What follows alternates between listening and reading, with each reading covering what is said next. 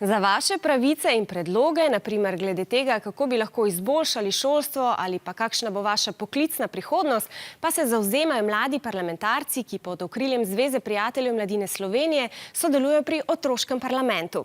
Če ne bi bilo korona razmer, bi letos organizirali že 30. nacionalni otroški parlament po slopju Državnega zbora. Razpravo so preselili na splet, kjer se mladi parlamentarci na platformi opin.me do konca aprila pogovarjajo o poklicni prihodnosti mladih. Najbolj jih skrbi, ali se bodo pri izbiri poklica odločili prav in kakšno bo plačilo. Strinjajo pa se, da bi v program osnovnega šolanja morali vključiti več praktičnega dela, saj bi se mladi tako lažje odločali. Trenutno lahko sodelujemo na spletni strani, kjer lahko debatiramo in razpravljamo o temah, ki smo jih imeli tudi na občinskem šolskem parlamentu.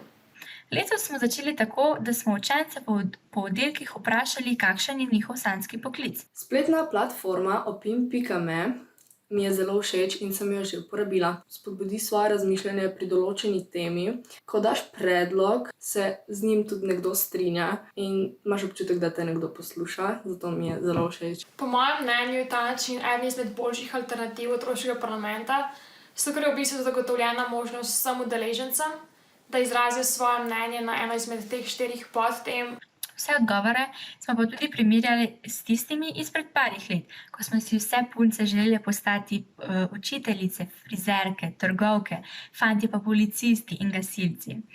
Podrobneje smo začeli raziskovati naš sanjski poklic. Kakšna je pot do tja, kakšne so ovire, kakšno je potek izobraževanja. Zdi se mi pomembno, da se pogovarjamo o poklicih, predvsem o poklicih prihodnosti, ker je dosti takih, ki nam še niso poznani.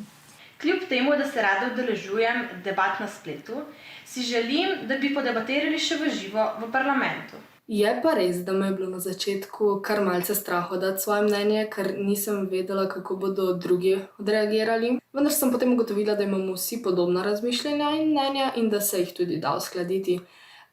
Zato spletno platformo priporočam vsem.